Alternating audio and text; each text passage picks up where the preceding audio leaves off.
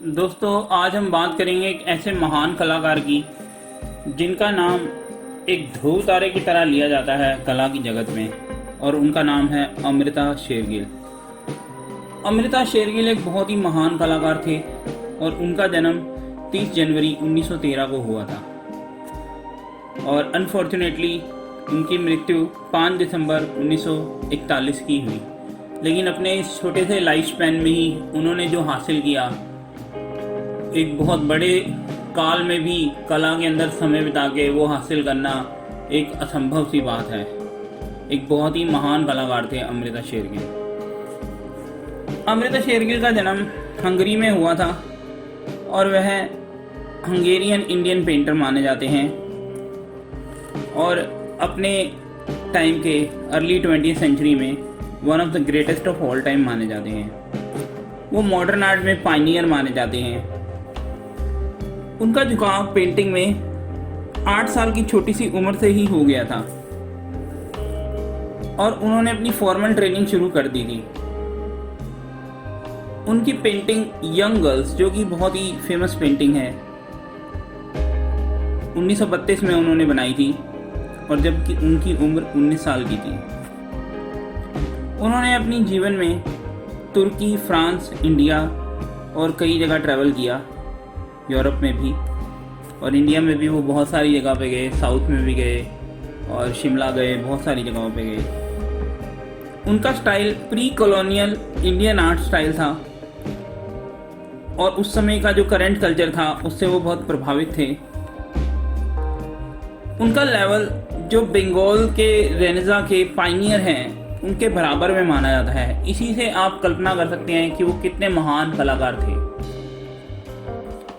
उनकी माताजी का नाम मैरी एंटोनेट गोटरमैन था, जो कि एक हंगेरियन थे और जूइश धर्म से बिलोंग करते थे और बहुत ही शानदार ओपेरा सिंगर थे।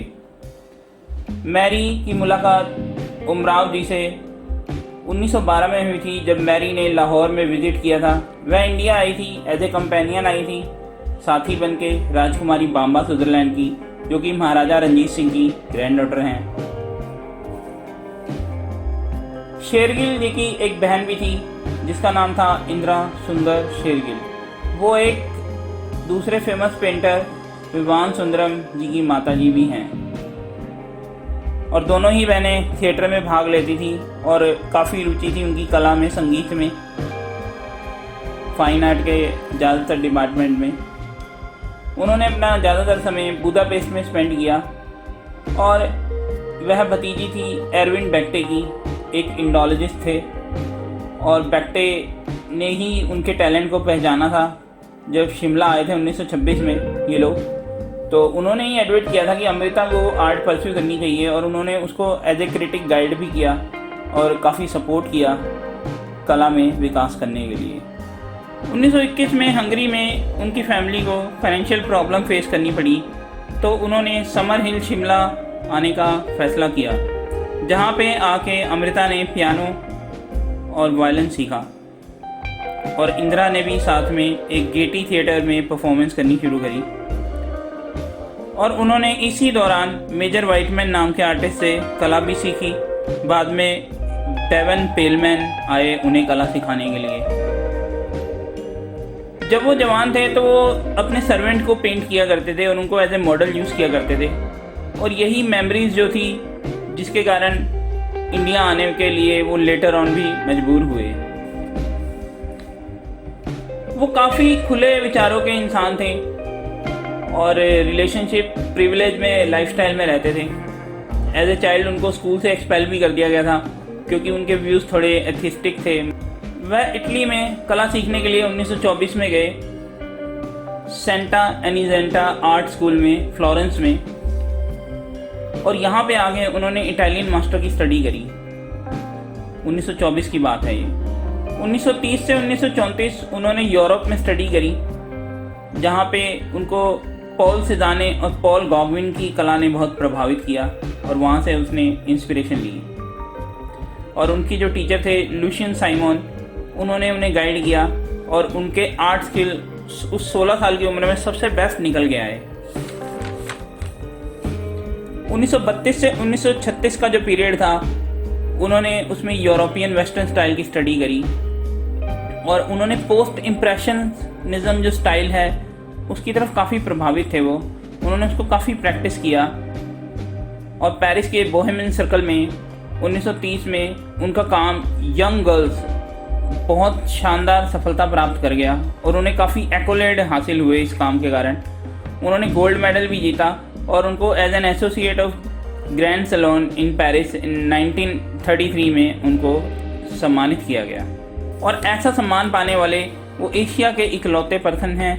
और उस समय उन्होंने काफ़ी सेल्फ पोर्ट्रेट बनाए, पेरिस के लाइफस्टाइल पे काम किया, न्यूडिटी पे भी काफ़ी काम किया उन्होंने।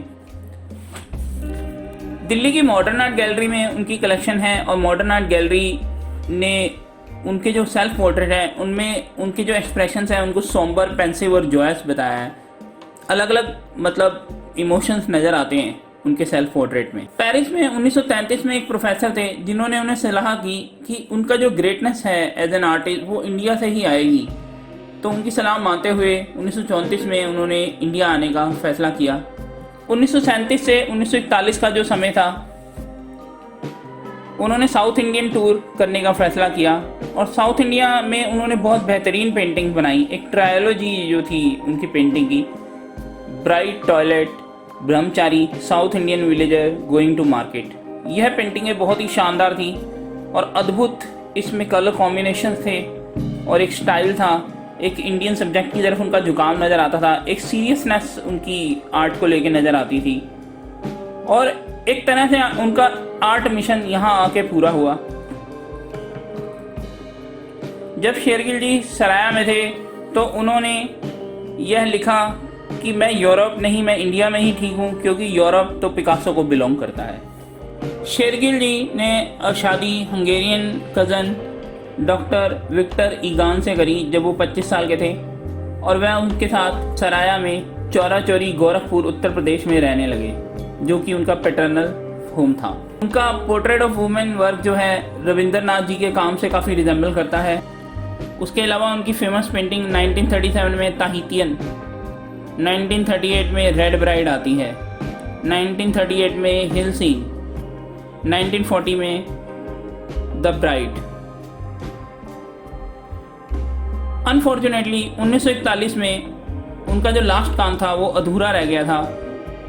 वह काफ़ी बीमार पड़ गए थे, उनका शो भी होना था लाहौर में, लेकिन उससे पहले ही वह कोमा में चले गए। यह बेहद दुखद था। तो यह जीवन अमृता शेरगिल जी का था और उनके जीवन से लाखों पेंटर प्रेरणा लेते हैं, भारत में भी और विदेश में भी, और उनका नाम एक ध्रुव तारे की तरह कला के जगत में हमेशा चमकता रहेगा।